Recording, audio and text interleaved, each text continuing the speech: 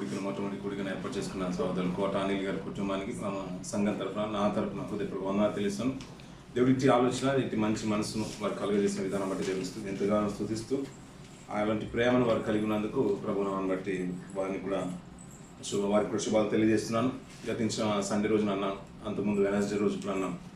అంటే మనకు మొట్టమొదటి బహుమానం కావాలని మనం ఎంతగా ప్రయాసపడతామో, మంచి అందరిలో మనమే ముందుండాలని ఎంత ప్రయాసపడతామో, ఇలాంటి కార్యక్రమాలు పెట్టుకునే విషయంలో కూడా ముందుండాలంట పిల్లరా.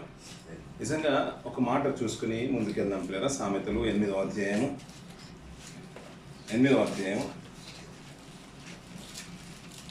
34వ వర్షం చూద్దాం పిల్లరా. అనుదినము నా గడప యొద్ద కనిపెట్టుకొని నా ద్వారబంధముల యొద్ద కాచుకొని నా ఉపదేశము వినువారు ధన్యులు అంటే పిల్లల. మనకు ధన్యులు అనే విషయంలో మత్తయి సువార్తలో ఉన్న 5వ అధ్యాయంలో కనబడిన చాలా విషయాలు మనకు ధన్యత గురించి తెలియజేస్తూ ఉంటాయి. అందరికీ ఒక్కలాంటి ధన్యతలు కలిగి ఉండవు, కానీ ధన్యతల్లో ఒక భాగాన్ని మరి తెలియజేస్తూ అనుదినము నా గడప యొద్ద కనిపెట్టుకొని నా ద్వారబంధముల యొద్ద కాచుకొని నా ఉపదేశం వినువారు ధన్యులు అంటే పిల్లల. ఎందుకు బుధవారం రావాలి, ఎందుకు శుక్రవారం రావాలి, ఎందుకు ఆదివారం రావాలి, ప్రతి సంవత్సరం శిలువ ధ్యాన కూడికలో పాల్గొనాలా, ఇది క్రమమైన రీతిన చేయాలా, కొంతమంది లెంటే పాటించరు. ఇలాంటి విధానంలో అనుదినము అనే మాట తీసుకొస్తున్నాడు. అనుదినము నా గడప యొద్ద కనిపెట్టుకొని ఉంటానంట. గడప అంటే తెలుసు కదా, అలా ఇంటికి ఉండే గుమ్మానికి ముందంట అక్కడ కనిపెట్టుకుని ఉండేది. అలాంటి ఎప్పుడు వస్తుంది, మనకు ఆధారం లేనప్పుడు, మనకు విసిగిన తర్వాత జీవితంలో ఏది కూడా దక్కలేదు, ఏది కూడా మనకు సంతృప్తి ఇవ్వలేదు. అలాంటి స్థితిగతుల్లో ఉన్నప్పుడు మీరే దిక్కు, మీరు కనుక సహాయం చేయకపోతే నెక్స్ట్ మాకు ఏమీ లేదు, అంత శూన్యం అనుకున్న స్థితిగతుల్లో కనిపెట్టుకొని చూస్తూ ఉంటాం. అలా మాట్లాడుతూ నా ద్వారబంధముల యొద్ద కాచుకొని దాని కొరకు ఎదురు చూసే విధానం, ఉపదేశం కొరకు ఎదురు చూసే విధానం, అలాంటి మనస్తత్వం గలవాన్ని ధన్యులు అంటున్నాడు పిల్లలు. నిజంగా పిల్లలు ఒక కార్యక్రమం ఏర్పాటు చేయాలి, అనేకం నడిపించాలి. ఆ రోజు కార్యక్రమాన్ని బట్టి మేము బలపడాలి, మాకు కలిగిన ఆనందము, మాకు కలిగిన ఆశీర్వాదాలు సంఘస్థులందరికీ కలగాలి. ఆ రోజుని ఎవరినొకరు తీసుకుని వచ్చి వాక్యాన్ని చెప్పించాలి. సంఘంలో సేవకులు మాట్లాడిన మాటలే కానీ, ఎవరు మాట్లాడిన మాటలే కానీ, దాని ద్వారా మా ఆత్మ జీవితాలు మెరుగుపడాలి, బలం పొందుకోవాలని ఆలోచన కలిగి ఉండడం చాలా అరుదుగా కనబడుతుంది. అలా కలిగిన వారు నిజంగా ధన్యులు, అంతే కదండి.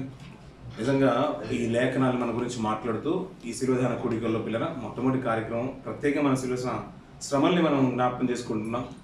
ఆయన చేసిన త్యాగము, ఆయన చేసిన శిలువ యాగము ప్రపంచానికి నేటికి ఒక వింతగానే ఉంది. చాలా మట్టుకు రక్షణ గురించి మాట్లాడుకుంటే క్రైస్తవులే అంటూ ఉంటారు రక్షణ గురించి. లోకంలో ఇంకా ఎవరికి పట్టింపు లేనట్టుగా క్రైస్తవులే మాట్లాడుకుంటా. అంటే సేవకులన్న మాట, ఇందాక మాట్లాడిన మాట ఏంటంటే, నశించిన వారికంట శిలువ అనేది వెరితనంగానే కనబడుతుందంట. ఆయన నమ్ముకున్న ప్రజలకు, తన వారికి అది ఒక శక్తిగా ఉంటుంది, జ్ఞానంగా ఉంటుంది. అవును కదండి. అందులో ఉండే బలము, అందులో ఉండే స్వచ్ఛత, అందులో ఉన్న ప్రేమ, పవిత్రత, అందులో నీతియుక్తమైన స్థితిగతులు అది అందరూ పొందుకునేది కాదు, అది కలిగి ఉన్న వాడికే నిజంగా అది దక్కుతుంది, అది అతిశయ కారణంగా ఉంటుంది. ఇలాంటి విలువైన మాటలు మనం ఈరోజు కూడా మనం మాట్లాడడానికి మనం ప్రయత్నం చేద్దాం పిల్లలు. దేవుడు అంట పరిశుద్ధుడు అంట పిల్లలు. ఎవరు? ఆయన పరిశుద్ధుడంట. మనం కూడా ఏం కావాలనుకున్నాడు? పరిశుద్ధులుగా కావాలనుకున్నాడు. అవును కదండి. ఆయన పరిశుద్ధులు, మనం కూడా పరిశుద్ధులం అనుకున్నాడు. అలా పరిశుద్ధులుగా ఉండాలనుకుని సర్వమానవాళ్ళని ఈ భూమికి తీసుకురావాలన్న ఆలోచన దేవుడు కలిగి ఉన్నాడు పిల్లలు. అందులో భాగంగానే ఆదాం గారిని తీసుకొని వచ్చాడు, మొట్టమొదటి మనుషుల్ని. అవ్వగారిని తీసుకొని వచ్చాడు. తర్వాత ఆయన చేసిన పొరపాటును బట్టి, మాట మీరిన విధానాన్ని బట్టి తన కుటుంబం విస్తరించిపోతుంది. అక్కడి నుంచి గెంటి వేయబడ్డారు, విస్తరించిపోతుంది. తన కుటుంబంలో మొట్టమొదటి తప్పు జరిగింది. మళ్ళీ ఒక తప్పు తన సంతానం నుంచి వచ్చిన వారు కూడా తప్పు చేశారు. 2 అపరాధాలు, మా తండ్రి చేసింది, మా తల్లి చేసింది చిన్నదనుకొని తన కుమారుడు పెద్దదే చేశాడు. 2 పొరపాట్లు వారి కుటుంబం నుంచి జరిగాయి.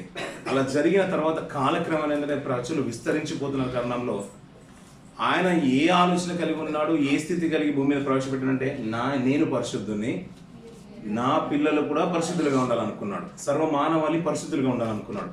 ఆ పరిశుద్ధతను ప్రపంచమంతా చూపించాలనుకున్నాడు. దానిలో వారిలో తాను మహిమపరచుకోవాలనుకున్నాడు. వారు అలా బ్రతుకుతుండి చూసి సంతోషించినట్టుగా, ఒకరు పాట పడుతుండే, పిల్లలు పాట పడుతున్నా, మన సంఘస్థులు పాట పడుతున్నాయి. మన వారికి ఒక ఫస్ట్ ప్రైజ్ వచ్చినప్పుడు సంఘస్థుల్లో సంఘం వారు ఎంత అభినందన అంటే సంతోషంగా గుండె నిండా ఆనందంతో ఉంటారో, అలాంటిదే దేవుడు మనము దేవుని కొరకు బ్రతుకుతుంటే, ఆయన చిత్తంలో నడుచుకుంటుంటే, ఆయన మాటకు లోబడి బ్రతుకుతుంటే తండ్రి కూడా అలాంటి ఒక మంచి ఉద్దేశం కలిగి అలాంటి ఆలోచన కలిగి భూమి మీదకి ప్రవేశపెట్టాడు. కానీ కాలక్రమేణా జరుగుతున్న ఆ స్థితిగతులు బట్టి అలా తీసుకున్న నిర్ణయాలను బట్టి దేవునికి దూరం అవుతున్నారు, సత్సంబంధాలు తెగిపోతున్నాయి. అలా దూరం అవుతున్న విధానాన్ని బట్టి దేవుడు వెంటనే అనుకున్నాడు ఏంటంటే నరుని ఆలోచనలన్నీ కూడా చెడ్డవి, వారంట అక్రమంగా వెళ్ళిపోరు, వారి మార్గాలన్నీ కూడా చెరుపుకున్నారంట. మార్గాలన్నీ చెరుపుకున్నప్పుడు నిజంగా వారిని చేసినందుకు హృదయం నొచ్చుకున్న భాగాన్ని కూడా మనం చూస్తుంటాం. కానీ దేవుడు ఇచ్చిన స్వరూపం ఎలాంటిదంటే మొదటి అధ్యాయం మనం చూస్తుంటాం. ఆయన దేవుడు మన స్వరూపమందు మన పోలిక చొప్పున నరుని చేయుదుము అంటున్నాడు పిల్లలు. మన స్వరూపమందు మన పోలిక చొప్పున నరులను చేయుదుము అంటున్నాడు పిల్లలు. ఆయన ఇచ్చిన స్వరూపము పోలిక ఎవరిదంటున్నాడు?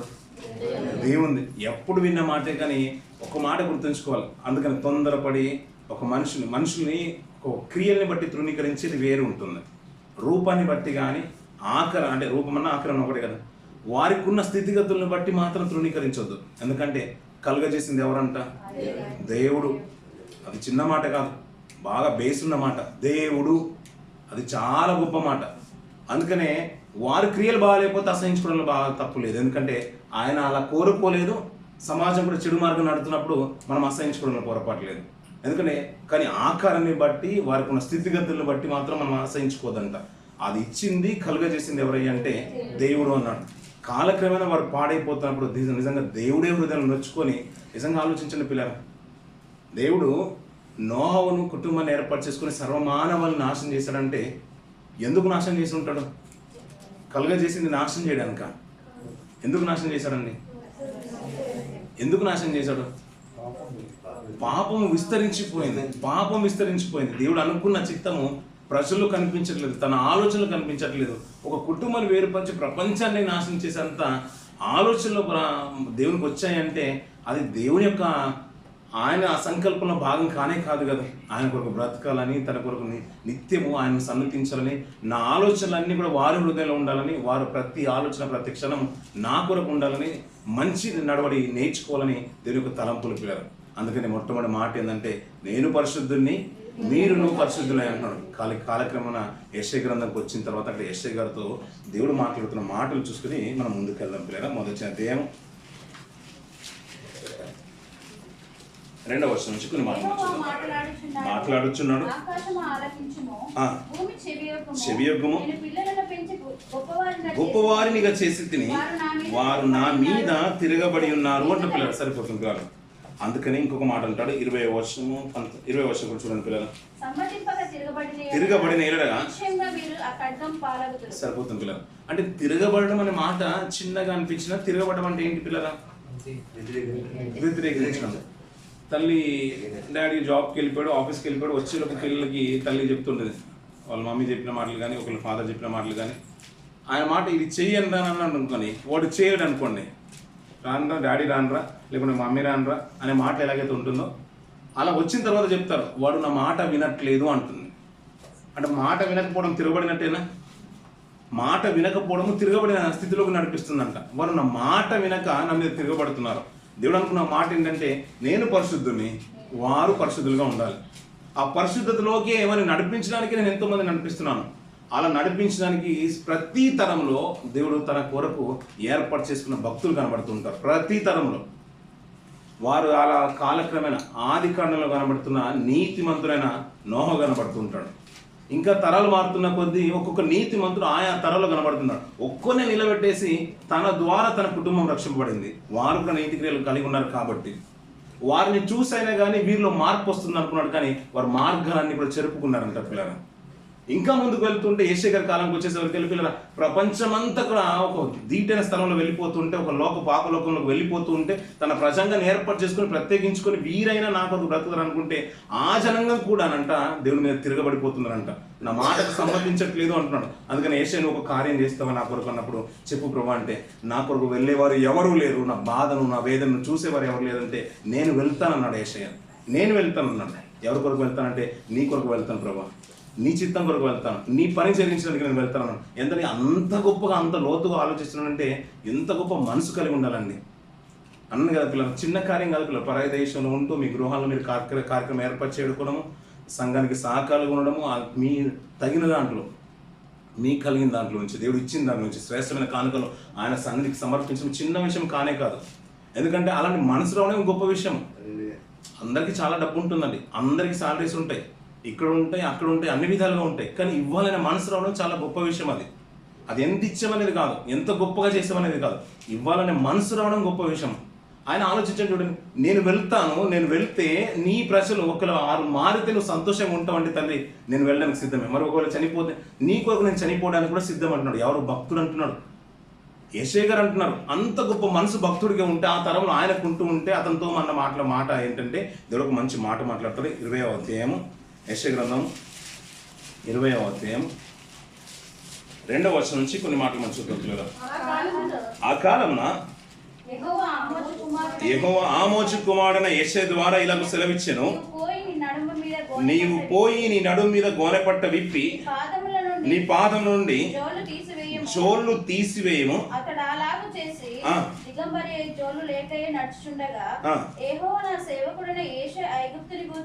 ఐగుప్తుని గూర్చియు కూషును గూర్చియు సూచనగాను సాదృశ్యముగాను 3 సంవత్సరములు దిగంబరి జోడు లేకయే నడుచుచున్న ప్రకారం అన్నాడు. అంటే 3 సంవత్సరాలు అంట పిల్లరా. ఏం లేవంట, వస్త్రాలు లేవు, జోళ్ళు లేవంట. ఈ 3 సంవత్సరాల్లో ఏ రోజైనా వేసవి కాలం వచ్చి ఉంటుందా? వస్తుందండి, వస్తుందా? కంపల్సరీ వస్తుందా? 3 సంవత్సరాలు జోలు లేక నడవడం అంటే మామూలు విషయం అండి. మామూలుగానే మన నల్ల ఇక్కడ దుబాయ్లో ఉన్నంత కాలంలో మీరు ఇంటికి వెళ్ళండి, మీ ఉన్న ఆ సరౌండింగ్ కాంపౌండ్లో బయటికి వెళ్ళండి వితౌట్ చెప్పులు. అన్నీ అవి చిన్న చిన్న ఇసుక రేణువులని పార్టికల్స్ అన్నీ కూడా గుచ్చుకుంటే తట్టుకోలేము మనం. ఒక 15 days వరకు మనకు సెట్ అవ్వదు. అలాంటిది 3 సంవత్సరాలు బయట జోలు లేకుండా వస్త్రాలు లేకుండా ఉంటే ప్రపంచం ఎంతలా చూస్తుంది, ఎంత హేళన చేస్తుంది.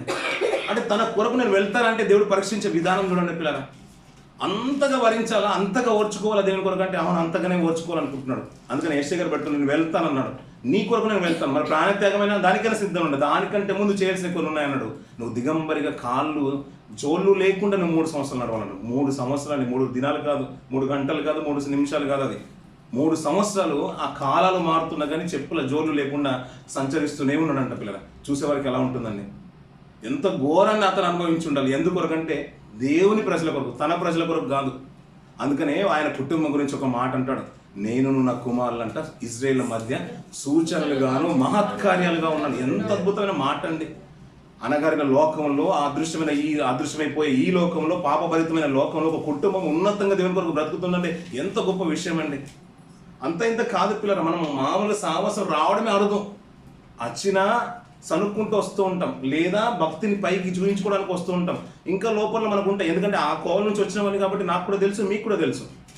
లోపల ఏదో ఉంటుంది, అయ్యో అదో ఇదో అని ఉంటుంది. పోయిన తర్వాత దాని కొరకు పెద్ద డిస్కషన్ ఉంటుంది, అవును కదండి. కానీ దేవుని కొరకు నిష్ట కలిగి బ్రతకడం అంత ఇంత విషయం కానే కాదు, చిన్న విషయం కానే కాదు. ఎవరు బ్రతుకుతానండి, నేను బ్రతికే వాళ్ళు మళ్ళీ ఆయన ఎన్నుకున్నట్టుగా బ్రతికే యేషయ్య గారిని చూడండి పిల్లలు. నేను వెళ్తాను, ఆయన మాట్లాడుతుంటే వినే వాక్కు పొందుకునేంత యోగ్యత యేషయ్య గారు కలిగి ఉందంట. ఆయన మాట్లాడుతుంటే నేను వెళ్తానంటే అంత ప్రపంచంలో, ఆ లోకంలో, ఆ తరంలో ఎవరు లేరంటే ఎవరు లేరు, నువ్వే ఉన్నావు, నువ్వు వెళ్తావంటే నేను వెళ్తానన్నాడు. నీ బాధను చూడలేక నేను వెళ్తానన్నాడు. వెళ్ళి ఆయన ఎలా పరీక్షిస్తున్నాడు, జోళ్ళు లేకుండా వస్త్రం వివస్త్రం చేసి ఆ 3 సంవత్సరాలు నడిపిస్తూ ఉంటే, సూచనలుగా నడిపిస్తూ ఉంటే, ఆ స్థితిగతుల్లో కూడా తన కుటుంబాన్ని ఒక మంచి స్థితిగతుల్లో పెంచుకుంటున్నాడు. దాన్ని చూసంట, వీడిని చూస్తే ఆయన కుటుంబాన్ని చూస్తున్నట్టే ఇజ్రాయేల్ మధ్య సూచనలు గాను మహత్కార్యాలు ఉన్నారట. నాశమైపోయే ఆ తూరు దేశం గురించి, కూషు దేశం గురించి, ఇంకా ఐగుప్తు దేశం గురించి మాట్లాడుతాం. వీడిని చూసంట వారికి ఒక గుణపాఠం నేర్పించాలనుకున్నాడు పిల్లల. కానీ అంత గొప్ప భక్తుల్ని దేవుడు అంతలా పరీక్షించాలంటే నిజమే పిల్లల, దేవుడు పరీక్షిస్తూనే ఉన్నాడు. తరాలు మారుతున్నా కానీ దేవుడు తన తరంలో ఒక భక్తివంతులు నిలబెడుతున్నాడు, భక్తిపరం నిలబెడుతున్నాడు, ఒక యోగ్యుని నిలబెడుతున్నాడు. తను రక్తం కార్చి మరి దేవుని ప్రజల్ని తన వైపు తిప్పడానికి ప్రయత్నం చేస్తున్నాడు పిల్లలు. నచ్చిన వారు ఆయన మాట విన్నారు, నచ్చని వారు రాళ్ళు రువి చంపి మరి ప్రవక్తలను చూడలేదు, దేవుని జనాంగం అని చూడలేదు, దేవుని యొక్క రాజు అని చూడలేదు, ఏమని చూడకుండా కూడా హతసాక్షులుగా ఆయన నిలబెట్టేశారు పిల్లలు. దేవాలయం ముందట బలిపీఠం ఎదుట చక్కెర ఎక్కువ మన బరకీని రాళ్ళు రువి చంపింది సమాజం, ఇజ్రాయేల్ సమాజం. అంత గొప్పగా బ్రతుకుతున్న యేషయ్య గారిని కూడా అలా వెళ్తుంటే అసహించుకున్న స్థితిలోకి వెళ్ళిపోయింది. దాని పక్కనే ఉన్న ఒక గ్రంథం కనబడుతుంది, ఇర్మియా గారు. ఆ తరంలో యోగ్యుడిగా నిలబడుతుంటాడు. పెళ్లి కూడా చేసుకోకుండా బ్రతికిన యోగ్యత కలిగిన జీవితాలు. నీళ్లు లేని ఒక బురద గుంటలో దింపేశారు. అది చీకటిగా గృహాలు, చీకటి గల బందీ గృహాలు. బోండా వేసి కాళ్ళకు దింపుతూ ఉంటే దిక్కు తోచని స్థితిలో ఉన్నారు. ఏం చేశారయ్యా అంటే దేవుని కొరకు బ్రతకారు, అంతే, దేవుని కొరకే బ్రతకారు. ఆ తరంలో దేవుని కొరకు బ్రతుకుతున్నావని ఇంతగా హింసించాలని దేవుడు పరీక్షిస్తున్నాడు పిల్లలు. అంతగా వారికి అవకాశం ఇవ్వాలని ఇస్తున్నాడు. ఎందుకంటే లోకం వారిని చూసైనా కానీ దేవుని కొరకు బ్రతికేవారు లోకం మీద ఆశలు చల్లార్చుకొని దేవుని కొరకు నిష్ట కలిగి బ్రతుకుతున్నారు. వీరిని బట్టన కనీసం తన ప్రజల్లో అనుకున్న మార్పు రావాలనుకున్నాడు పిల్లల. కానీ నమ్మిన వారు కొందరే పిల్లల, తనను అనుసరించిన వారు కొందరే, కానీ వ్యతిరేకించిన వారు చాలా ఎక్కువగా ఉన్నారు. మీరు ఆలోచించండి పిల్లల, ఆ తరంలో ఆయన అనుసరించిన వారు ఎందరు ఉన్నారు. రాజు సైతం అతను కొట్టడానికి ఇష్టపడ్డాడు. బందిగృహంలో పెడుతుంటే నీళ్లు లేక, చీకటి లేక, ఆహారం లేక, దప్పిదిగలతో చిన్న గుడ్డను కట్టుకొని అతను ఏడవలేని స్థితిగతులు కూడా మొర పెడుతుంటే, అందుకని విలాపవాక్యం కనబడుతుంది, నా గృహము వేశ్య గృహం ఆయన అంటాడు. ఎన్నో బాధలు. అది ఒకప్పుడు అంతఃపురం లాంటిది, ఇప్పుడు దాంట్లో అంటే నక్కలకు కూడా అలాంటి సంచలనం చేసే స్థితి దానికి కలిగింది అంటాడు. ఇవన్నీ కూడా ఎందుకంటే వారు నీతి మార్గాన్ని, క్రమమైన మార్గాన్ని కోల్పోయారు, అక్రమమైన మార్గంలో వెళ్తున్నారు. నేను పరిశుద్ధుని కదా, నేను ఇదే ప్రపంచానికి తెలియజేశాను కదా, నా స్వరూపాన్ని నా పోలికని కదా ఇచ్చాను కదా, ఒకే ప్రపంచం అందరికీ తెలియలేదు అనుకోండి, మరి ఇజ్రాయెల్ సమాజం తన ప్రజలన్నా వారికన్నా తెలియాలి కదా అనుకున్నప్పుడు వారు కూడా దేవుని మార్గాన్ని అనుసరించి బ్రతికినట్టు కనిపించలేదు పిల్లలు. తరాలలో ఒక్కొక్క భక్తులుగా మనకు కనబడుతూనే ఉంటాడు పిల్లలు. ఇలా ఎంతో మంది ప్రవక్తలు పంపించినా కూడా ప్రజలు మార్పు రాలేదు. చాలా మందిని చంపబడిన కాదు, హతసాక్షులు అయ్యారు. కొంతమంది బందీ గృహాలకు వెళ్ళిపోయారు, చెరసాలకు వెళ్ళిపోయారు.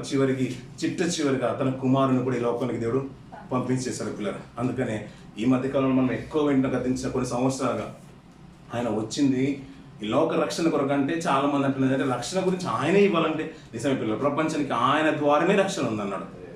ఏమన్నా ఆలోచించండి పిల్లలు. ఇలా మనం ఆలోచిస్తూ ఉంటే, అతని గురించి ఆలోచిస్తుంటే, మన ప్రభు గురించి, మన రక్షకుడి గురించి ఆలోచిస్తూ ఉంటే, మన నాయకుడి గురించి ఆలోచిస్తుంటే పౌరుషం పుట్టే మాటలు చాలా కనబడుతూ ఉంటాయి.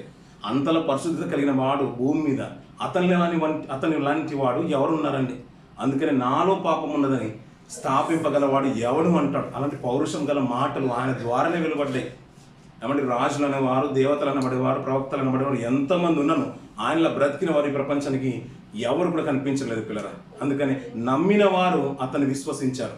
నమ్మిన మనము ఆయనలోకి రక్షణలోకి వచ్చేసాం. మరి రక్షణలోకి వచ్చిన మనం కూడా ఆయన సన్మార్గంలోనే నడుచుకోవాలి. అందుకనే పిల్లరా, ప్రతిరోజు ప్రతిదినం అనుదినము ద్వారబంధకంలో యొద్ద గడప యొద్ద కాచుకొని ఆయన మాటల కొరకు యోగ్యత కలిగి, ఎప్పుడు ఒక మాట వస్తుందా, ఎప్పుడు ఆయన ఏం మాట్లాడతాడా, ఈరోజు నాతో మాట్లాడతాడేమో, ఈరోజు బహుశా నన్ను ఎన్నుకుంటాడేమో, సంఘంలో 60 మంది ఉన్నారు, 70 మంది ఉన్నారు, సంఖ్య పెరుగుతుంది, ఈ సమయంలో బహుశా దేవుడు నన్నే ఉన్నతంగా మాట్లాడతాడేమో, బహుశా ఆ వాక్ వచ్చినప్పుడు నేను కనుక సరైన మార్గంలో ఉంటే ఈ తరంలో నన్ను నిలబెట్టుకొని దేవుడు ఇంకేమైనా అనేకులకు సత్య మార్గం నడిపించడానికి దేవుడు నాతో ఏమైనా మాట్లాడతాడేమని ఏ రోజు మనం కనిపెట్టుకుంటున్నామండి?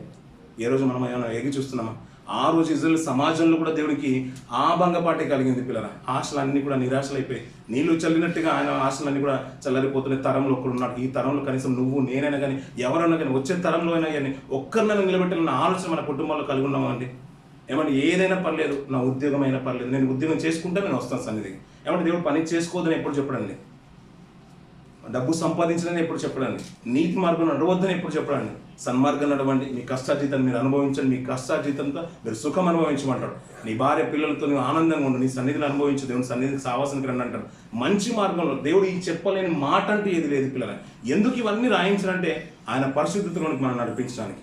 ఆయన వచ్చిన తర్వాత అంటే చాలామంది అన్న మాట ఏంటంటే, ఏమండి సిలువను వేసిన తర్వాత మొత్తం గతించిన సమస్యలుగా మనం వింటున్నాం. 3 మేకులు అండి ఆయన పీక్కోలేడైన మాటలు మనం వింటూ ఉంటాం.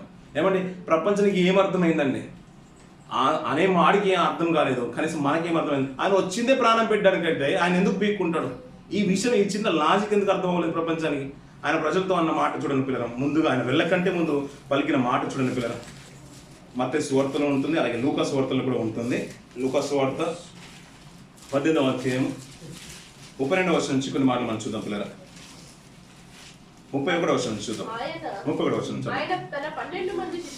ఆయన తన 12 మంది శిష్యులను పిలిచి, ఇదిగో యెరూషలేముకు వెళ్ళుచున్నాను, మనుష్య కుమారుని గూర్చి ప్రవక్తల చేత వ్రాయబడిన మాటలు అన్నీ ఆయన చూడండి పిల్లల. ఆ మాట, ప్రతి మాట దాన్ని విడదీసి మనం ఆలోచిస్తూ ఉంటే మనకు అద్భుతం అనిపిస్తుంది.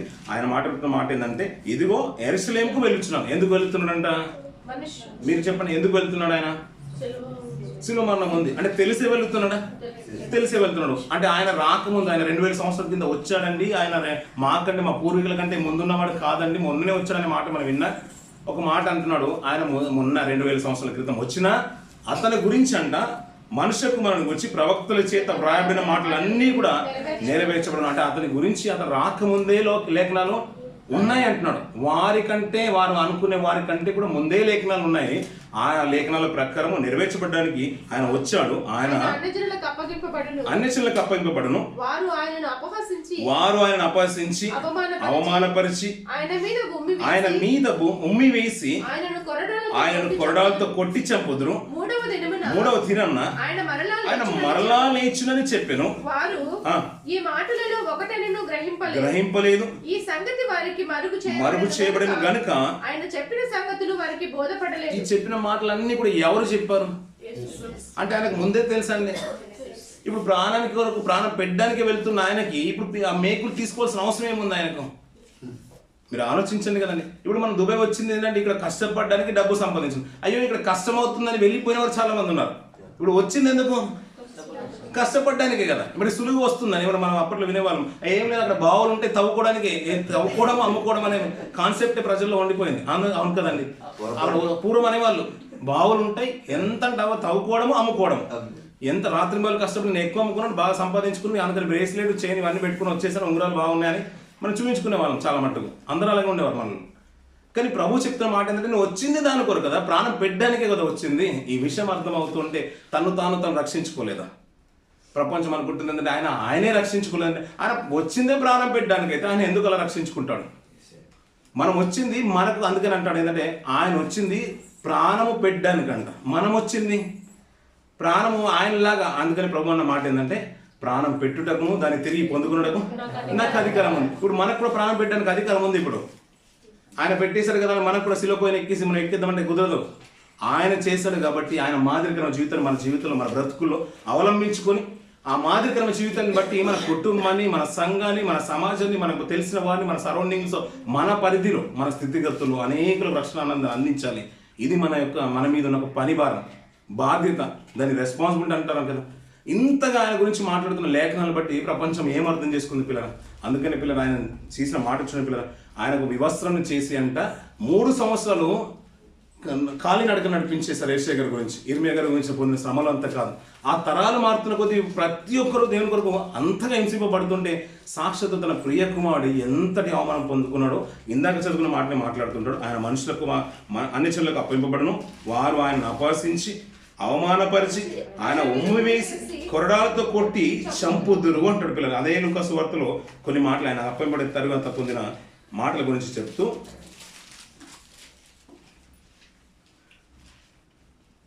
22వ అధ్యాయము మొదటి నుంచి 63 నుంచి కొన్ని మాటలు చూద్దాం పిల్లలు. యేసును పట్టుకున్న మనుషులు ఆయనను అపహసించి కొట్టి ఆయన ముఖమును కప్పి నిన్ను కొట్టిన వాడు ఎవడో ప్రవచింపమని ఆయన అడిగి ఆయనకు విరోధముగా అనేక దూషణ వచములు ఆడిరి అంటున్నాడు పిల్లల. ఏమంటే మీరు ఆలోచించండి పిల్లల, ఆయన లోకరక్షకుడు అని ఆయనకు తెలుసు అంటారు ప్రభుకి. సమాజం అంటే ఆయనకి మరుగు చేయబడ్డది అంట, శిష్యులకు మరుగు చేయబడ్డది. వారు గ్రహింపలేదు, నిజంగా గ్రహింపలేదు. దీని అంతం ఎట్లుంటుందో అని పేతురు కాచుకుని మరీ చూస్తున్నాడు. మిగతా సమాజం గుర్తిరగలేరు, తన సహోదరులు గుర్తించలేరు, తన సహోదరి మళ్ళీ గుర్తిరగలేరు, తన వారు గుర్తిరగలేరు. ఇంకా చెప్పాలంటే స్వదేశము కూడా బోధకుని గుర్తిరగలేకపోయింది. అలా గుర్తిరగలేకపోయిన సమాజం మధ్య ఈయనున్నాడు, ఒక రక్షకుడు నిలబడ్డాడు, నేను దేవుని కుమారుణ్ణి, లోక రక్షకుడని ఆయనకు బాగా తెలుసు కదండి. తెలిసే ప్రాణం పెట్టేయడానికి వెళుతున్న ఆయనంట సమాజము, అతని విరోధులు, లోకంలో ఉన్నవారు ఏమాత్రం కూడా అర్హత లేని వారు, అతను ఒక మాట అన్నది కూడా అవకాశం లేని వారు ఆయన మీద ముఖం మీద అనంట ముసుగేసేసారంట పిల్లలు, కప్పేసి అంట ఆయనను అపహసించి కొట్టి నిన్ను కొట్టిన వాడు ఎవడో ప్రవచింపమంటున్నారు. ఎందుకు ప్రవచింపమంటున్నారు? ఎందుకంటే అతను సజీవుడిగా ఉన్నప్పుడు భూమి మీద బోధ చేస్తున్నప్పుడు ఎన్నో విషయాలు ప్రవచించేశారు. బోధకులు ఇలా అన్నారు, ఇలాంటి మాటలు మీ ధర్మశాస్త్రంలో మీరు ఎన్నడూ చూడలేదా? మీరు ఇలాంటి మాటలు ఎప్పుడు గ్రహింపలేదా? అక్కడికి వెళ్ళండి, అది తెచ్చుకోండి అనే మాటలు ఎన్నో విషయాలు చెప్పేశాడు. ఆ రోజు అతను పట్టుకున్న తర్వాత కూడా ఏమనుకుంటే ఇంతటి గొప్పగా బ్రతికి నేను పట్టేసుకున్నాం అనే సంతోషంలో ఆయన ఉన్నారు, వారు ఉన్నారు. ఆయన్ని హేళన చేస్తున్నారంట పిల్లలు, కొట్టేశారు, హింసించేశారు. మీరు ఆలోచించండి పిల్లలు. ఆయన పరిశుద్ధుడు అనే మాట నేను మాటిమాటికి అదే కోట్ చేస్తున్నాను. ఆయన పరిశుద్ధుడు, మీరు కూడా పరిశుద్ధుడు. అంటే మీ ఇంట్లో ఉన్న పిల్లలు బాగా బాగా అప్రూవ్గా పెంచుకుంటారు కదండి. మీ భర్తనైనా, మీ భార్యనైనా, మీ పిల్లలైనా బాగా చూసుకుంటారు కదండి. వారు బయటికి వెళ్ళి మొత్తం వస్తువులన్నీ కూడా పాడు చేసుకుని వచ్చేసిన తర్వాత, లేకుంటే చెమటతో వచ్చేసారు అనుకోండి, మీ హస్బెండ్ డ్యూటీకి వెళ్ళి వచ్చిన తర్వాత మీరు తట్టుకోలేని స్థితిగతులు వచ్చేసారు, మీరు చూసి ఓర్వగలుగుతారా? మీరు తట్టుకోగలుగుతారా? మీ భార్య ఎన్నడూ లేని కష్టాన్ని అంతా కూడా ఇంట్లో కష్టపడుతుంటే మీరు చూసి ఓర్వగలుగుతారా? మీ పిల్లలంతా కూడా బయటికి వెళ్ళి వాడు మామూలుగా వెళ్ళాడు కానీ ఆడుకొని వస్తారని వెళ్ళాడు కానీ మొత్తం ఒళ్ళంతా కూడా రక్తంతో వచ్చేసారు, వస్త్రాలను కూడా పాడైపోయిన ఉంటారని పిల్లలు, మీరు తట్టుకోగలుగుతారా? వాడిని ఎప్పుడూ నీట్గా అంత అన్నీ కూడా కడిగి పవిత్రంగా నిలబెట్టే వరకు మీ మనసు ఆగదండి. వాడు అంతా కూడా బాగున్నాడు అనే మాట నీకు మంచిగా ఫిజికల్గా వాడిని చూసే వరకు నీ మనసే తట్టుకోదు. మరి తండ్రి ఎలా తట్టుకోగలుగుతారండి? నేను పరిశుద్ధంగా నిలబెట్టాలని ఆయన సంకల్పం చూడని పిల్లలు ఎంతో మంది ప్రవక్తలు పంపించేశారు కదా, వారు రక్తం కాచని మీరు మారలేదు కదా, కనీసం నా ప్రియకుమని పంపించేశారు కదా, ఆయన శిలువ త్యాగాన్ని మీరు ప్రతి సంవత్సరం స్మరణ తెచ్చుకుంటారు కదా, అతన్ని కళ్ళ ఎదుటగా కొట్టబడుతున్నాడు కదా, అతను ముసుగు వేయబడ్డాడు కదా, అతను ఉమ్మి వేయబడుతున్నాడు అని మీరు ప్రవచింపమని అతను హేళన చేస్తున్నారు, వివస్త్రం చేసి వస్త్రాలు పంచుకుంటున్నారు కదా. మరి దాన్ని బట్టి మీ ప్రపంచంలో ఈ సమాజంలో ఏ మార్పు వచ్చిందని దేవుడు నిజంగా ఆలోచించడం పిల్లరా? బిట్టి అలా ఆలోచించడా? ఇంత విలువైన రక్తాన్ని చిందించంట, ఇంతగా త్యాగం చేయాలంటే పిల్లలు నిజంగా చెప్పిన పిల్లలు, అంతగా త్యాగం చేయకపోతే ప్రపంచం మర్చిపోతుందండి, ఆయన మర్చిపోతుంది. మనం ఎన్నో మాటలు మనం వింటూ ఉంటాం పిల్లలు. గతించిన దినాల్లో ఏమో అయిపోతుందని ట్రంప్ తీసుకున్న నిర్ణయాలు బట్టి కానీ, మోడీ తీసుకున్న నిర్ణయాలు బట్టి కానీ, ఇరాన్ దేశంలో నిర్ణయాలు బట్టి కానీ ఏమైపోతుంది అన్నారు. అప్పుడు యుక్రెయిన్ వార్ గురించి కానీ, ఇప్పుడు ప్రపంచం కోవిడ్ గురించి అంతా కూడా మర్చిపోయింది పిల్లల. ఎంత ఉపద్రవాలు వచ్చినా మర్చిపోయింది. అందుకని ఇజ్రాయేల్కు ఉన్న విధానం దేవునికి బాగా తెలుసు. వారు మందబుద్ధి గలవారు, మాంద్యులు, అందుకనే ఇంకా క్రొవ్వు పట్టిన వారు. మీరు మంచి ఉన్నతమైన స్థితికి వెళ్ళిపోయిన తర్వాత దేవుడు చేసిన అద్భుతాలని, ఆశ్చర్యక్రియలను మరి మర్చిపోదురని వారిని ఎంతగానో హెచ్చించాడు. నిజంగా క్రైస్తవులకు వచ్చిన మనమైన కానీ ఈ తరమైన కానీ మీరు ఆలోచించండి పిల్లలు, ఎంత మట్టుకు ఆయన చేసిన త్యాగాన్ని జ్ఞాపకం చేసుకున్నారు పిల్లలు. కొన్ని సంఘాల్లోనే శిలువ యాగాన్ని స్మరణ తెచ్చుకుంటూ ఈ శిలువ దానికి కూడికలు జరుగుతుంటాయి. ఒక భక్తి శ్రద్ధలతోని, పవిత్రతతోని, పరిశుద్ధతతోని నిజంగా ఆ పవిత్రతలకు మనం మార్చబడాలి. ఏమన్నా ఆలోచించండి పిల్లలు ఈ సినిమా. అందుకని అంటాను కదా, ప్రతిసారి దావీదు గారంట భార్యగా బెత్షెబను చేసుకోకన ముందే తనతో పాపం చేసిన తర్వాత ఒక బిడ్డ కలిగాడు. తన భర్త చనిపోయిన తర్వాత బిడ్డను ఇక్కడికి వచ్చిన తర్వాత చేసుకున్నాడు, బిడ్డ పుట్టింది. అతనికి భార్య ఉన్నప్పుడే ఆమె గర్భవతి అని తెలిసిన తర్వాత ఆ బిడ్డ ఎక్కడ చనిపోతుందో అని ఆ బిడ్డ కోసం ఉపవాసాలు ఉండి ప్రార్థన చేసిన దావీదు గారు కనబడుతుంటారు. ఏమన్నా మీరు ఆలోచించండి, దాంట్లో నీతి క్రియ మనకు కనబడ్డది? మనకు లేనే లేదు కదా.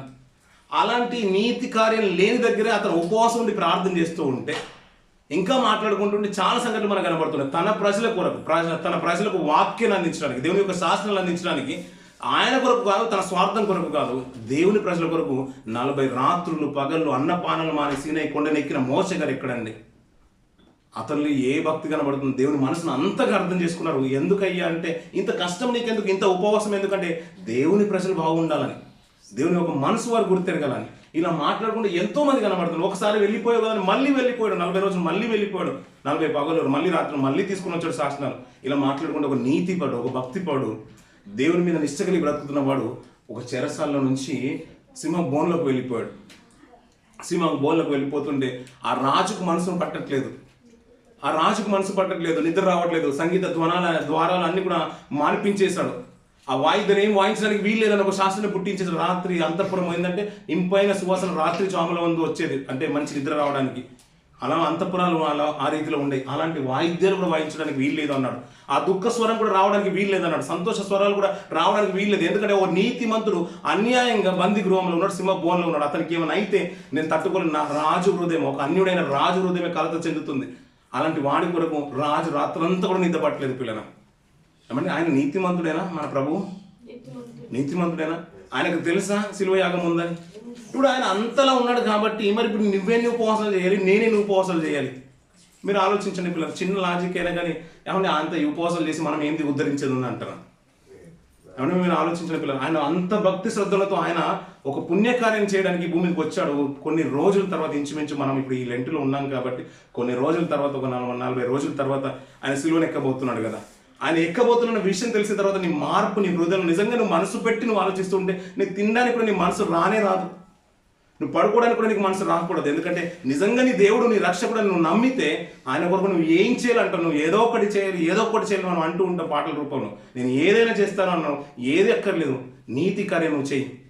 ఆయన పరిశుద్ధ మార్గం, సన్మార్గం నువ్వు నడువు. ఆయన అంత గొప్ప కార్యం చేశారు కదా, నీ కొరకు అవమానం పొందాడు. ఆయన రక్షకుడే, లోకం గుర్తెరగలేదు కానీ అతను ఉమ్మిన వేసినా కానీ ఓర్చుకున్నది నీ కోసమే, ముళ్ళ కిరీటం పెట్టుకున్నది నీ కోసమే, ఒళ్ళంతా కూడా చీల్చబడిన తర్వాత రక్తాలన్నీ కూడా అప్పుడు మంచి మాట ఉంటుందండి. అది మాట చూద్దాం. లూకాసు వార్త, అదే లూకాసు వార్త ఒక అద్భుతమైన మాట అంటాడు.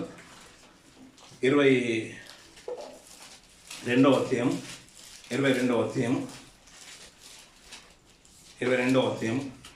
42 నుంచి కొన్ని మాటలు చూద్దాం పిల్లరా. తండ్రి, ఈ గిన్నె నా యొద్ద నుండి తొలగించుటకు నీ చిత్తమైతే తొలగించు, అయినము నా ఇష్టము కాదు నీ చిత్తమే సిద్ధించుగాక అని ప్రార్థన చేసిన. ఏం చేస్తున్నాడు ఆయన? ప్రార్థన చేస్తున్నాడు. అప్పుడు కనబడి ఆయనను బలపరచెను. ఆయన వేదన పడి మరింత ఆతురతగా ప్రార్థన చేయగా ఆయన చెమట నేలపడుచున్న గొప్ప రక్త బిందువు వలె ఆయన అంట పిల్లల. ఆయన మరింత ఆవేదన పడి ఆతురంగా ప్రార్థన చేయగా చెమట రక్త బిందువుగా మారిందంట. ఇప్పుడు చాలా మటుకు ఈ మాటను వ్యతిరేకించే వారు కూడా ఉన్నారు, చెమటలో రక్తం ఎలా వస్తుందని. కొన్ని సంవత్సరాలుగా నమ్మలేదండి. ఈ మధ్య కాలంలో ఇంచుమించు 6 నెలలే అవుతుంది. దాన్ని ప్రూవ్ చేసింది ఎట్లా అంటే, మనం అప్పుడప్పుడు పిల్లరా బాగా బీపీ ఎక్కువైపోయినప్పుడు, బ్లడ్ ప్రెషర్ ఎక్కువైపోయినప్పుడు నరాలు చిట్లిపోతూ ఉంటాయి. ఒక పక్షంలో నరాలు చిట్లిపోయి పారాలిసిస్ వచ్చింది కూడా అది దానికి, పక్షవాతం వచ్చేది కూడా దాని కారణం. ఆ బ్లడ్ సెల్స్ అన్ని కూడా, వెజల్స్ అన్ని కూడా పగిలిపోయంట. చెమట రూపంగా వచ్చే అవకాశము చాలా మట్టుకు ఉందంట. ఇది 6 నెలల క్రితమే సైంటిఫిక్గా రుజువైంది. అది కొన్ని సంవత్సరాలు నమ్మలేదు చెమట రక్త రూపంలో మారడమేందని. ఆయన సిలువకి ఎక్కడన్నా ముందే ప్రార్థన చేస్తున్నప్పుడు, మరింత వేగిరపడి ప్రార్థన చేస్తున్నప్పుడు అంట చెమట అతని శ్వేత బిందువుల ద్వారా రక్తముగా మారి వస్తుందంట పిల్లలు. మరింత వేగనము, మరింత ఆతురత ఎందుకు? అంత ఆతురత ఎందుకు? నేను లాస్ట్ చివరి ఘట్టంలో ఉన్నాను, చివరి స్థానంలో ఉన్నాను. నీ ప్రజల కొరకు, నా సహోదరుల కొరకు నేను ప్రాణం పెట్టడానికి వచ్చాను. వారందరినీ కూడా రక్షించాలి. ఈ యాగము ఒక్కవేళ ఆగిపోతుందేమో, నీ చిత్తమైతే తొలగించాలను. కానీ దేవా, నువ్వు నన్ను విడిచిపెట్టే క్షణము నేను తట్టుకోలేకపోతున్నాను. అయినను ఈ కార్యం చేయడానికి వచ్చాను కాబట్టి ఆ శిలో యాగం ఎలా ఉండబోతుందో, ఎలాంటి స్థితిగతులు ఉంటానో, నువ్వు విడిచిన క్షణాన నేను భరించననే మాట ఆయన మనసులు తట్టుకొని మరింత ఆతురపడి ప్రార్థన చేస్తూ ఉంటే పిల్లల చెమట అంతా కూడా రక్తంగా మారిపోయి వస్తుందంట పిల్లల. ఏమంటే నీ కొరకు ప్రాణం పెట్టడానికి వచ్చిన ఆయన ఇన్ని స్థితిగతుల్లో ఆయన ఎంత వేదన పొందుతూ ఉంటే, ఆయన ఒక్కసారి కల్వరిశిలోని యాగం మన స్మరణ తెచ్చుకుంటే ఈ 2026 సంవత్సరం నిజంగా ఆలోచించడం పిల్లలు, ఎప్పుడో మన కాలగర్భంలో కలిసిపోవాల్సిన వారమే. ఒక దినం వస్తుందంటే ఒక అదృష్టంగానే మనకు దొక్కుతుంది. సంతోషంగా ఈ రీతిగా ఒక 2 గంటలు 3 గంటలు ఆయన సావాసంలో ఉన్నామంటే ఎంత గొప్ప భాగ్యం పిల్లల.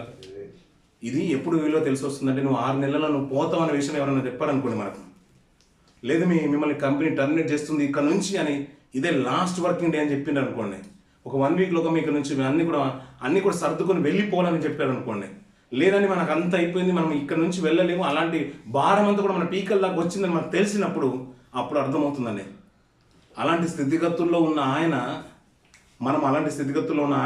మా శిలువ మీద ఎక్కేది అంతా కూడా నీ కొరకు అంటున్నాడు, నా కొరకు అంటున్నాడు. ఎందుకు ఇంత త్యాగం చేశారంటే ఒక మంచి మాట మాట్లాడతాడు తీతు గారు. ఆ మాట కూడా చూడండి పిల్లలు. తీతు రాసిన పత్రిక 2వ అధ్యాయం, తీతుకు రాసిన పత్రిక 2వ అధ్యాయం 14 వచనం పిల్లలు. ఆయన సమస్తమైన దుర్నీతి నుండి మనలను విమోచించి సత్క్రియలందు ఆసక్తి గల ప్రజలను తన కోసరము పవిత్రపరుచుకొని తన సొత్తుగా చేసుకున్నటకు తను తానే మన కొరకు అర్పించుకొని అంటాడు. ఎవరినంట? సత్క్రియలందు ఆసక్తి గల ప్రజలని. మీకు దేవుని కొరకు బ్రతకాలని ఆశ ఉంది కాబట్టి దేవుడు మిమ్మల్ని ఏర్పాటు చేసుకున్నాడు. ఎందుకు లోకంలో లేవు, ఎందుకు అందరిలో నువ్వు ఆలోచించట్లేదంటే నీకు దేవుని మీద ఎంతో కొంత భక్తి ఉంది, అందుకని నిన్ను మార్చుకోవాలనుకుంటున్నాడు, తన కొరకు బ్రతికించుకోవాలనుకుంటున్నాడు. అందుకని సత్క్రియలందు ఆసక్తి గల ప్రజలను తన కోసరము పవిత్రపరుచుకున్నాడు. ఎలా పవిత్రపరుచుకున్నాడంట? రక్తం ఇచ్చి పవిత్రపరుచుకున్నాడు. ఏదో ధనం ఇచ్చి కాదు, డబ్బు ఆశ చూపి సంఘాలు కోల్పించినట్టుగా కాదు. ఇంకా చూస్తున్నారు కదా పిల్లలు, ఈరోజు మీ ఆరాధన మీరు ఇక్కడ ఈ ఆరాధన స్థలం ఏర్పాటు చేసుకోండి, కానుకలన్నీ కూడా మేమే అన్నట్టుగా ఈ రోజులు అలాగే జరుగుతున్నాయి. మినిస్టరీస్ నుంచి డబ్బు వస్తుంది, ఆ రోజు ఆరాధన జరుగుతున్నాయి, ఆ రోజు మేము ఫోన్ చేస్తాము, ఆన్లైన్లో సర్వీస్ జరుగుతుంది, మీరు బల్ల మీరు ఇచ్చేయండి. ఇలాంటి కార్యక్రమాలు బాగా అయిపోయాయి పిల్లలు. దీన్ని బట్టి ఏమైపోయిందంటే సంఘము, సావాసము, భక్తి, వాక్యము, దేవుని మీద భయభక్తులు, బల్ల ఆరాధనకు ప్రాముఖ్యత ఇవన్నీ కూడా సమాజంలో లేవు పిల్లలు. ఇంకా లెంటేం ఆచరిస్తారు వాళ్ళు, ఉపవాసాలు ఏం చేస్తారు? వీరంట సత్క్రియలందు ఆసక్తి గల వారినంట తన కోసరము దేవుడు పవిత్రపరచుకున్నాడు, రక్తం ఇచ్చి పవిత్రపరచుకున్నాడు. నువ్వు మామూలు దాని కాదు, తల్లి నువ్వు మామూలు వ్యక్తి కానే కాదు. ప్రభు నిన్ను కడిగి నిలబెట్టుకున్నాడు. సహోదరుడు నిన్ను నన్ను కడిగి నిలబెట్టుకున్నాడు. రక్తం ఇచ్చి కొనుక్కున్నాడు నిన్ను. ఆయన రక్తంలో నువ్వు అనుమానమును కడగబడ్డావు. కాబట్టి ఒకవేళ తప్పిదం చేస్తే అది నీకే నింద కాదు, నీకే ఉగ్రత కాదు, దేవునికి అవమానం కలుగుతుంది. నేను ఎన్నో ఆశలతోని లక్షలు పెట్టి మరి నేను దుబాయ్కి ఒకప్పుడు కువైట్ వెళ్ళడానికి ఎలాగైతే ఏజెంట్ దగ్గర డబ్బులు పెట్టి నేను పంపించేవాళ్ళు, మీ పితరులు కానీ మీ తల్లిదండ్రులు కానీ మన బంధువర్గం కానీ, అలాంటి ఆశలతోనే నువ్వు పరిశుద్ధంగా బ్రతుకుతావు. ఈ లోకంలోకి తల్లుల గర్భాన్ని మనం ఈ లోకంలో నడిపిస్తున్నాడు. ఈ రీతికి వచ్చిన నువ్వు తన కొరకు బ్రతకకపోతే మార్గాన్ని కనుక చెరుపుకుంటేనంట ఆయన తట్టుకోలేడు. పిల్లలు నిజంగా తట్టుకోలేడు. నీ కొరకు తన ప్రియ కుమార్ని కూడా ఆయన వధించుకున్నాడు. అందుకనే చాలా మంది అంట వధింపబడ్డారు అంటారు. భక్తులంట రంపములతో కోయబడిరి. అలా అందరి గురించి చెప్పి రాసిన పత్రికలు 11 మనం చూస్తాం. వారందరూ రంపాలతో కోయబడ్డారు. ఎవరి కొరకు? దేవుని ప్రజల కొరకు, దేవుని యొక్క పని కొరకు. ఆ తరంలో వారందరూ కూడా చేశారు. రంపలతో కోయడం ఏంటి పిల్లరా? వధించడం ఏంటి పిల్లరా? మన గొర్రెని కానీ మేకని కానీ వధించినప్పుడు తల వేరైపోతుంది, తెగబడిపోతుంది. మన కోళ్ళు వేయడానికి మన ఫ్రెష్ చికెన్ కోసం మన మార్కెట్కి వెళ్ళినప్పుడు కూడా ఆ కోసేసి ఒక డ్రమ్ములో కానీ బకెట్లో కానీ ఒక డబ్బాలో వేసేస్తారు. అది కొట్టుకుంటుంది, రక్తం అంతా కూడా చిందిస్తుంది. అలా మన కొరకు వధింపబడ్డాడంట ఆయన. అవన్నీ కూడా చూస్తూ ఉంటే పిల్లలు నువ్వు తిరిగి మళ్ళీ మాటికి నువ్వు పాపం వైపు నువ్వు అడుగులే వేయవు. దేవుని కొరకు పవిత్రంగా నీ భక్తి జీవితాన్ని కాపాడుకుంటావు. ఎందుకంటే నిన్ను తన కోసము పవిత్రపరచుకున్న రక్తం పెట్టి నిన్ను కడిగి ఆయన సన్నిధిలో నేను ఏర్పాటు చేసుకున్నాను. ఎందుకంటే నీకు ఎంతో కొంత ఆసక్తి ఉంది దేవుని కొరకు బ్రతుకున్న దృష్టి నీకు కనుక ఉంటే నిజంగా నీ స్థితిగతులు అన్నీ కూడా మార్చుకుందాం. 2026 సంవత్సరం మనం అద్భుతంగా మార్చుకుందాం. కానీ సమాజం ఇలా లేదంట పిల్లలు, సమాజం లోకం ఇలా లేదంట. అందుకనే తిమోతి రాష్ట్ర పత్రిక 2వ తిమోతి రాష్ట్ర పత్రికలో అక్కడ అంటాడు 3వ అధ్యాయము 2వ తిమోతి రాష్ట్ర పత్రిక 3వ అధ్యాయము 4వ వర్షం 5వ వర్షం చూడండి పిల్లల. ద్రోహులు మూర్ఖులు గర్వాంధకులు దేవుని కంటే సుఖానుభవం ఎక్కువగా ప్రేమించువారు భక్తి ఉండియు దాని శక్తిని ఆశ్రయించువారునై ఉందరు. ఇటు వారికి విముఖుడవై ఉండము. పాపభరితులై నానా విధాలైన దురాశల వలన నడిపింపబడి ఎల్లప్పుడూ నేర్చుకొనిచున్నాను. సత్యం కూర్చిన అనుభవ జ్ఞానం ఎల్లప్పుడూ పొందలేని అవివేక స్త్రీల వల్ల ఇండ్లలో చూసి సరిపోతుంది పిల్లల. అక్కడ మాట ఏంటంటే పిల్లల, పాపభరితులై నానా విధాలైన దురాశల వల్ల నడిపింపబడుతున్నారంట పిల్లలు. లోకంలో చూడండి పిల్లలు, ఎంతటి దుర్మార్గమైన స్థితిగతులు వెళ్ళిపోయావు. నీతి అనేది లేదు, ఒక భక్తి అనేది లేదు, ఇంకా ప్రేమానురాగాలనే కరువైపోయాయి. గతించిన రోజులు మనం చూసాం పిల్లలు. హైదరాబాద్లో ఒక మంచి సాఫ్ట్వేర్ ఎంప్లాయీ తన 2 పిల్లలు తీసుకొని వెళ్ళిపోయి ట్రైన్ మీద పడుకుంది. తన భర్త దుబాయ్ నుంచి వచ్చిన తర్వాత తన మాట ఏంటంటే, మాకు భార్య భర్తలకి ఎలాంటి గొడవలు లేవండి, మంచిగా నాకు 2 రోజుల ముందే నేను మాట్లాడిన అంటున్నాడు. అవును కదండి, మనం అందరం చూసాం కదండి. ఏమన్నా ఎక్కడైనా చూడండి పిల్లలు, హత్యలు, మానహత్యలు, దొంగతనాలు ఇవే చూస్తున్నాం. కానీ ఏది కూడా నీ దేవుని కొరకు ఒక నిష్టమైన కార్యం కొరకు ఎవరు కూడా తనను సమర్పించడం వల్ల ఎవరు కనిపించట్లేదు పిల్లలు. వికారాబాద్లో జరిగింది పిల్లలు, రీసెంట్గా జరిగింది, ఒక 15 రోజులు అవుతుంది. అల్లారు ముద్దుగా పెంచుకున్నారు కూతుర్ని. అల్లారు ముద్దుగా పెంచుకుని డాక్టర్ చేపిస్తూ మెడిసిన్ చదువుతుంది. ఫైనల్ ఇయర్లో ఉంది. ఎవరినో ప్రేమించింది, పెళ్లి చేసుకోవాలని తల్లిదండ్రులు వేధిస్తుంటే వారు ఒప్పుకోలేదు. 2 కుటుంబాల వాళ్ళు ఒప్పుకోలేదు. ఫైనల్ ఇయర్లో ఉంది కాబట్టి అప్పుడప్పుడు ఇంజక్షన్ చేయడం బాగా నేర్చుకుంది. అమ్మగారికి కాళ్ళ నొప్పులు, నాన్నగారికి కాళ్ళ నొప్పులు అంటే నాన్నగారు లేని సమయం చూసేసి అమ్మగారికి నీకు ఇంజక్షన్ ఇస్తారు, బాగా నొప్పులు ఉన్నాయి కదా, ఈ పర్లేదు బాగానే పనిచేస్తుందని ఇంజక్షన్ వేసి పడుకోబెట్టింది. నాన్నగారు వచ్చేలోపు ఎండమ్మ మమ్మీ పడుకుందంటే మోకాలు నొప్పి కదా, నేనే ఒక ఇంజక్షన్ వేసాను పడుకుందన్న. నీకు కూడా ఏమంటారు డాడీ అంటే, ఏనానంటే నీకు చాలా నొప్పులు ఉన్నాయి కదా, మరి వేసుకొని మీరు కూడా వేసుకుని అంటే తనకు కూడా వేసేసింది. 2 పడుకోబెట్టేసింది పిల్లల. తీరా 2 చనిపోయారు. పాయిజన్ ఎక్కించేసింది వాళ్ళిద్దరికి. ఏమైందంటే వాళ్ళు వచ్చిన వరకు అంటే 2కి హార్ట్ అటాక్ వచ్చిందంట. 2కి హార్ట్ అటాక్. తీరా జైల్లో పెట్టిన తర్వాత 2కి ఎలా హార్ట్ అటాక్ వస్తుంది, నేనే చంపానని అప్పుడు ఒప్పుకుంది. 15 రోజులు అవుతుందండి. ఏముందండి ప్రేమలు, దుర్మార్గత, ఎక్కడ చూసినా కలుషితమైన ప్రేమలు కనబడుతున్నాయి. ఆమె తల్లిదండ్రులు ఎక్కడ, పిల్లలు ఎక్కడ, నిన్ను కన్నారు. అందుకనే భార్య భర్తలు అందుకని చిన్నగా ఉంటారు. డెలివరీ టైంలో ఇక్కడ నుంచి వాళ్ళ హస్బెండ్స్ వెళ్ళి చూస్తూ ఉంటారు. ఆ టైంలో ఉండాలంట. ఒక తల్లి వేదన పడే స్థితి నీకు అర్థమవుతుంటే భార్య మీద ఏ రోజు నువ్వు అరవమంట, భార్య మీద నువ్వు ఏ రోజు నువ్వు కోపగించుకోవంట. పిల్లలు కూడా నేను పుట్టిన విధానం కానీ, నువ్వు వచ్చిన విధానం కానీ, నేను పెంచిన విధానం కానీ చెప్తూ ఉండాలంట. అందుకని తల్లిదండ్రులకు అవిధేయులు కాకుండా బ్రతుకుతారు, విధేయులుగా బ్రతుకుతారు. అందుకని ఇవన్నీ సిలువ యాగాన్ని కూడా మన కళ్ళ ముందు పెట్టిన కారణం ఏంటంటే నువ్వు దేవుని కొరకు బ్రతుకుతావని. దేవుని చూసి ఈ సంవత్సరం మరొకసారి నీకు స్మరణ చేయడం విధానం ఏంటంటే దేవుని కొరకు నిష్ట కలిగి నువ్వు ఉంటావని. అంతే కదండి. దీన్ని చూసైనా నువ్వు మార్పు పొందుతావని. ఆయనకు ఆ రోజు బహుశా ఆ రోజు యేషయ్యకు నడిచినప్పుడు ఒక 3 సంవత్సరాలు నడిచి ఉండొచ్చు. ఈయన నడిచింది ఒక్క రోజైనా కానీ అతనికి పొందిన శ్రమలు అంత ఇంత కాదు పిల్లలు. మనం పెట్టుకునడానికి మనకు జీవ కిరీటాలు ఇవ్వడానికి ఆయన సిద్ధపడుతున్నాడు, కానీ ఆయన ముళ్ళ కిరీటం పెట్టబడింది పిల్లరా. మనం ఉన్నతమైన శిఖరాలు నిలబెట్టడానికి ఒక కొండను ఎక్కాడు పిల్లరా. కొండను ఎక్కడానికే కాదు, ఒక కొయ్య మీద నిలబెట్టేశాడు. పల్లెకు పక్కన బల్లెపు పోటు పొడుస్తుంటే రక్తము నీరుగా చిమ్ముకుండా చీమని అంతా రక్తం రూపంలో వస్తూ ఉంటుందంట, నీరుగా వస్తుందంట. చూడ్డానికి కూడా వికారం అయిపోయాడు పిల్లల. ఆ స్వారూప్యాన్ని స్వరూపాన్ని అంతా కూడా కోల్పోతుంది నీ కొరకు అంటున్నాడు. ఇవన్నీ కూడా చేస్తున్నాం, మన భక్తి శ్రద్ధలు చేస్తున్నాం కాబట్టి నిష్ఠతోనే ఉందాం పిల్లల, నిష్ఠతోనే ఉందాం. ఆయన చూసిన తరంలో ఈ తరంలో ఈ సంఘంలో ఇంత గొప్పగా ఆచరిస్తున్నాడు కదా. మన జీవితంలో నిష్ఠ కలిగి ఈ ఉపవాసం నుండి మన ప్రార్థన విజ్ఞాపనలు కోరుకుంటున్నాం కదా. దేవా, ఈ విన్నపం ఇవి ఉపవాసాల రోజుల ఈ 46 రోజులు 40 దినాల్లో నా పట్ల గొప్ప కార్యం చేయి, నా కుటుంబంలో మేలు చేయి, నాకు ఇంక్రిమెంట్స్ ఇవి, ప్రమోషన్ ఇవ్వు, నా కుటుంబంలో నేను ఇల్లు కట్టుకోవాలి, నా భార్య నాకు ఏదైతే ఆశించిందో అది రావాలి, అంతేకాదు నా పిల్లలకు ఉద్యోగాలు రావాలి, నా పిల్లలకు పెళ్లిళ్ళు చేయాలి, నేను ఇల్లు కట్టుకోవాలి. ఎంతో ఒక మంచి ఉద్దేశాన్ని దేవుని ముందు ప్రార్థన దగ్గర పెట్టి మనం ప్రార్థించుకుంటున్నాం కదా. ఆ విన్నపాలు దేవుడు తీర్చడానికి దేవుడు ఆ అన్యాయస్తుడు కానే కాదు, మన ప్రతి విన్నపం దేవుడు తీరుస్తాడు. కానీ దానికంటూ దేవుని కొరకు నువ్వు ఏమి ఇవ్వగలుగుతాం? ఆయన ఎన్ని చేశాడు కదా. తరాలు మారుతున్నా కానీ తనకంటూ బ్రతికేవారు అరుదుగా కనబడుతున్నారు, కొంతమంది బ్రతుకుతున్నారు కదా. ఈ సంవత్సరం ఈ 2026 సంవత్సరం మనం సరైన రీతిలో వాడుకుందాం పిల్లల. ఒక నమ్మకంగా నా పిల్లలు ఉన్నారు, నా కుటుంబం ఉంది, ఉన్నతమైన కుటుంబం ఉంది, ప్రతికూల పరిస్థితులు కూడా సావాసంలో మాయన సమూహం నా కుటుంబం ఉంది, వారి పిల్లలు ఉన్నారు, సంఘం ఉంది, వారి సేవకులు ఉన్నారు అని మన కుటుంబం గురించి మన సంఘం గురించి దేవుడు ఉన్నతంగా మాట్లాడుకోవాలి పిల్లల. ఆ రీతిగా మన అడుగులు వేద్దాం పిల్లల. దీన్ని సరైన రీతిలో వాడుకుందాం. ఈ కార్యక్రమాన్ని శిలువదాన కూడికలు, ఉపవాసాల చేతను, భక్తి శ్రద్ధల చేతను, జాగారాల చేతను, ప్రార్థన విజ్ఞాపనలు, సంఘం కొరకు మేళ్ళ కొరకు ప్రార్థించండి. ఎవరైతే విజ్ఞాపాలు చేస్తున్నారో వారి ప్రతి అవసరతను దేవుడు తీర్చాలి, వారి కష్టాలు పోవాలి, వారి యొక్క నిరీక్షణలు పోవాలి, ప్రతిదీ కూడా దేవుడు సఫలపరచాలి. వారు ఏదైతే ఆశిస్తున్నారో ప్రతిదీ కూడా సఫలపరచాలి. మరి అలా సఫలపరచడానికి దేవుడు సంసిద్ధంగానే ఉన్నాడు కదా. మరి ఆయనకంటూ మనం ఏమి ఇవ్వగలుగుతాం? దేవా, నీ కొరకు నేను ఇష్టగలుగుతాను. లోకంలో నిన్ను చెరపడానికి, నిన్ను పడగొట్టడానికి, నిన్ను ఆలోచనలు పక్కదోవను తప్పించడానికి సాతాను ఎప్పుడు బయట పొంచే ఉన్నాడు. వాడు ఎక్కడ ఉన్నాడంట? ఇంక గవిని ఎదుటే ఉన్నాడంటాడు, ద్వారబంధకాల దగ్గరే ఉంటున్నాడంట, గుడారం దగ్గరే ఉంటున్నాడంట. వాడు ఎప్పుడు నిన్ను ఇంటి దగ్గరే ఉంటున్నాడంట, నిన్ను పడగొట్టడానికి, చెడు ఆలోచన వైపు నడిపించడానికి. కానీ ఏమాత్రం కూడా నీ పవిత్రతను భంగం కలగకుండా నీ భక్తి శ్రద్ధను, నీ జాగరాలు, నీ ఉపవాసాన్ని కొనసాగించు. రేపటి దినాన ఎవరు ఉన్నా లేకున్నా నీ కుటుంబం నుంచి నువ్వు నిలబడిపోవాలి దేవుని కొరకు.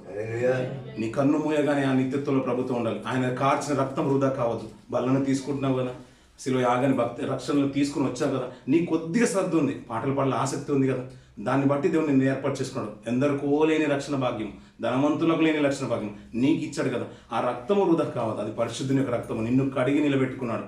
ఈ లెంట్ డేస్ అంతా కూడా ఆయన సిలువను వైపే చూడని పిల్లలు. లోకంలో ఏది కూడా పక్కన కనిపించింది, పక్కన పాము వెళ్ళిపోయినా, భూకంపం వచ్చినా నీ పవిత్రత మాత్రం ఏమాత్రం కూడా చెదిరిపోవద్దు పిల్లలు. నేను ఎన్నోసార్లు చెప్తూ ఉంటాను, ఒక కన్యక తన పవిత్రతను కాపాడుకున్నట్టుగా అలా రీతిగా మన విశ్వాస జీవితాన్ని మనం కాపాడుకుందాం పిల్లలు. అలాంటి వారే కావాలి ఈ తరంలో, నువ్వే కావాలి దేవునికి. నీలాంటి జీవితాలు దేవునికి కావాలి. నిజంగా ఒక శ్రద్ధతోని కొనసాగిద్దాం పిల్లల. మన ఆత్మీయ జీవితాలు ఎంతో మేలుపడేలా ఈ భక్తిగల జీవితాలు, ఈ భక్తిగల ఈ లెంటి డేస్ అన్నీ కూడా మనకు వినియోగింపబడాలి పిల్లలు. అలాంటి మంచి సంకల్పం చేత సంఘంలో యొక్క క్రమం జరుగుతుంది. సేవకులు ముందుగానే ఏర్పాటు చేశారు. గత సంవత్సరం జరిగింది, ఈ సంవత్సరం కూడా జరుగుతుంది. ఈ సంవత్సరంలో ప్రతి కుటుంబంలో మీరు మీకున్న స్థితిగతులు మీరు ఏర్పాటు చేసుకోండి పిల్లలు. మా కుటుంబాలకు ఎంతో మేలవుతుంది, మన ఆత్మీయ జీవితానికి ఎంతో మేలవుతుంది, మన భక్తిగల జీవితాలు కూడా ఇంకా ఉన్నతమైన దశలకు వెళ్ళిపోతున్నాయి పిల్లలు. అన్నింతమాట మనం రూపాంతరం చెందాలంట పిల్లలు. అది మామూలుగా రాదు పిల్లలు. మనం ఉండి ప్రార్థన చేసుకుంటే రానే రాదు. మనకు చెప్పేవారు కావాలి, మనతో నడిపించేవారు కావాలి, మనకు ప్రోత్సహించేవారు కావాలి. ఇలా ఉంటేనంట మందగా మనం సమకూర్చబడి దేవుని ప్రార్థిస్తూ ఉంటే దేవుడు గొప్ప మేలు మన సంఘంలో, మన కుటుంబంలో దేవుడు జరిగిస్తాడు. ఆ రీతిగా ఈ కుటుంబాలు, ఈ కూడికలు జరగాలి. ఈ కార్యక్రమం ఏర్పాటు చేసుకున్న ఈ కుటుంబానికి కూడా మరొకసారి నా తరపున, సంఘం తరపున హృదయపూర్వక వందనాలు తెలుస్తున్నా. దేవుడి మాటలు దీవించి మన వెనుకలు ఆస్వాదించును గాక.